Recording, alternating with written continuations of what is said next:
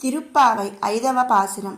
மாயனை மண்ணு வடமதுரை மைந்தனை தூய பெருநீர் யமுனை துறைனவனை ஆயர் குலத்தினில் தோன்றும் மணி விளக்கை தாயை குடல் விளக்கம் செய்த தாமோதரனை தூயோமாய் வந்து நாம் தூமலர் தூவித்தொழுத்து வாயினால் பாடி மனத்தினால் சிந்திக்கா போய பிழையும் புகுதருவா நின்றனவும் తీయునిల్ తూసాగుం చెప్పయలోరెంబావాయ్.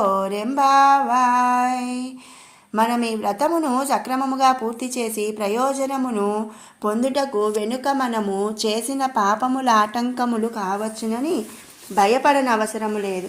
ఎందుచేత అనగా శ్రీకృష్ణుడే మన ఈ వ్రతమునకు నాయకుడు.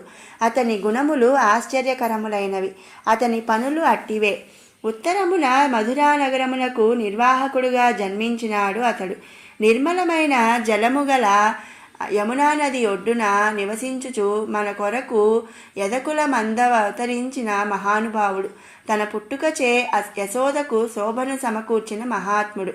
అంతటి మహాత్ముడై ఉండి కూడా ఆమెచే తాటితో కట్టబడిన సౌలభ్యమూర్తి కనుక మనము సందేహములను దూరము చేసి పరిశుద్ధులమై అతనిని సమీపించి పరిశుద్ధమై వికసించిన హృదయ కుసుమమును సమర్పించి నోరారా పాడాలి, నిర్మలమైన మనసుతో ధ్యానించాలి. అంతటా వెంటనే ఇంతకు ముందు పాప సమూహము రాబోవు పాపన సమూహము కూడా మంటలో పడిన దూది వలె భస్మమైపోవును. మన వ్రతమునకే మాత్రము ఆటంకము సంభవింపదు. అందుచే 2 భగవన్నామమును కీర్తింతుము.